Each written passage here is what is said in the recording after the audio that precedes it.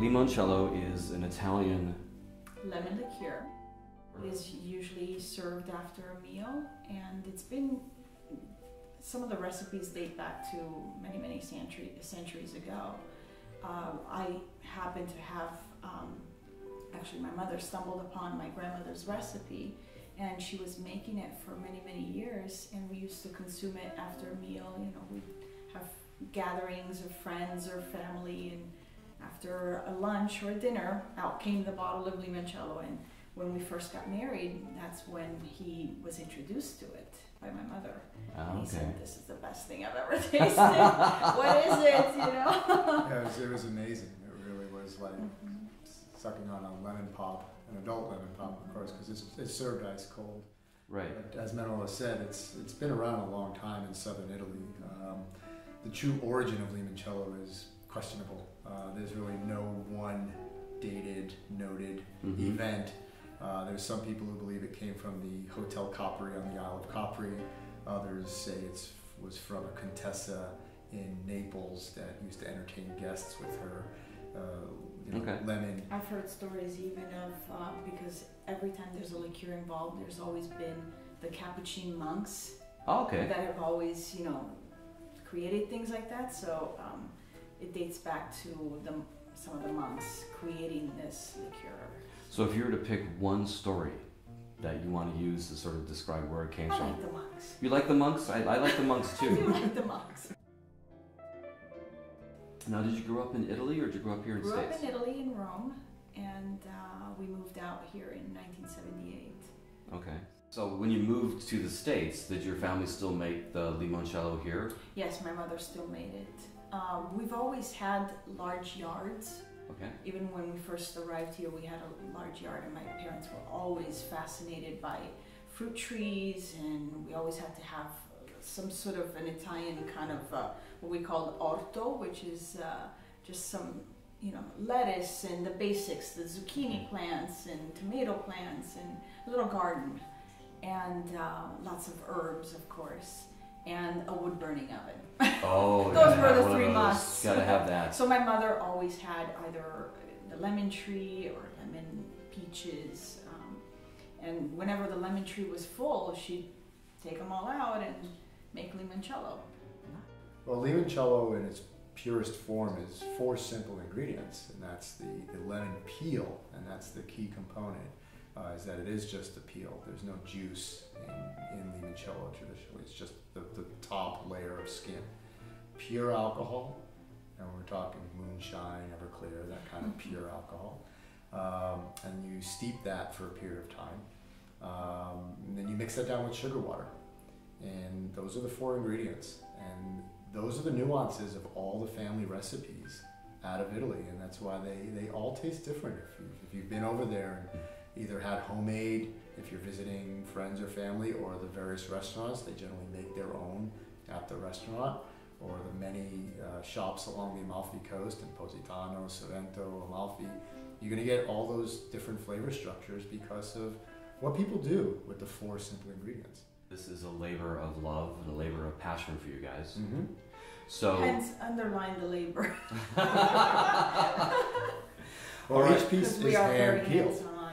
Yeah, We don't use a machine to peel the fruit here. Manuela and her mother, and we're starting to grow, so we're starting to look to train people to help with these processes of peeling, because it is an art to peeling a lemon. You think, how hard can it be? Well, for what we are trying to do here, it's a science to a degree, but it's more of an art. Yeah. And getting that top layer without picking up the pith, and knowing when you put the blade in on that one piece of fruit, how deep to go. What were you doing before you decided to do this, and why did you decide to do this when you did it?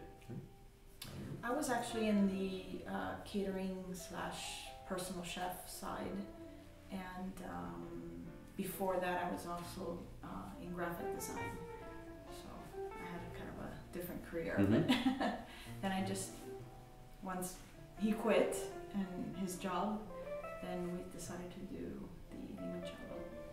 Okay. But we decided to do it before I quit. Yes. So the obvious question that people, Why would I quit? why would you quit? But, no, it's not why would you quit, but I still ask that. yeah, we still ask. Yeah, you are following a passion, but do you have any regrets of making the choice of doing this? No, will state that it's been a challenge from a lifestyle standpoint to leave a secure position with a solid paycheck. I had spent over 20 years in my prior career, the last 7 of them as a senior executive for an apparel company. And the reason for the change, I used the term quit, but the term was I left. I left to pursue another career entirely. When it was time to make a change and time to make a transition, I came home and I said, I want to do something together. It's time to just change careers. Let's do a family business. I want to do something together that we can build together for our future. And you suggested... No. You suggested... I didn't. A divorce? That's not how I tell the story. Okay. No, what did you want to do? Oh, I wanted to move back to Italy and open up a bed and breakfast. Okay. Well, before that, though, you wanted to open what here? A restaurant? Yeah. Mm-hmm. What comes from your catering background? That would make sense. So I said no, I want a divorce. Because if she's going to open a restaurant, I'd never see her anyway. Okay, this wasn't supposed to be a therapy session, folks, but it's turning into that. This is. So I suggested that we bring our now semi-famous local limoncello to market. Limoncello as a term is a very broad category term. It is like saying vodka or tequila. It's a category. It's not a thing, and that's one of the things we really try to help people learn about limoncello is that there is more than one. And so, a lot of our focus on the big old V, the one from Ventura. The all-natural, handcrafted processes that we do really comes through. Our goal is to be recognized as a world-class limoncello. Kind of like the California wine industry was back in the 70s. They weren't looking to take over, they just wanted to be recognized. And that's our goal. We're not looking to be the limoncello. We just want to be recognized that we can create a world-class limoncello right here in Southern California. Sounds like the last 4 years have been entertaining, interesting, challenging, and fun. They sure have. They have ups and downs, like every business. But for us, and I know for me personally, what drives me doing this, besides that I believe in what we're making here, and I believe in how she makes it, because Manuela is in charge of the production, is when we do the events and the feedback. And that's really the key. I think that keeps us both going. Oh, yes. When you hear that, not just from Americans, but we do a lot of Italian-themed events. They invite us, whether it's through the Italian Cultural Institute or the Italian American Museum of Los Angeles, where there's a lot of Italians and Italian Americans who are very familiar, and a lot of them make it themselves. Oh. Mm-hmm. And they'll come up to our table and go, "Oh, I make my own limoncello," and they'll taste ours and just like, not like this. I